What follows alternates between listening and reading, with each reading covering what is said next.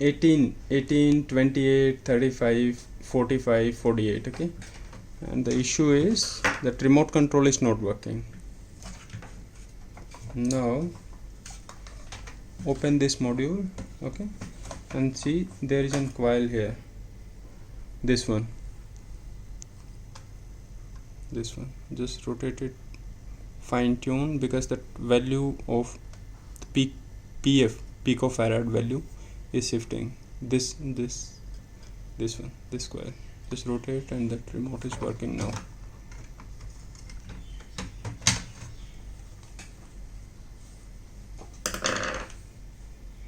Done.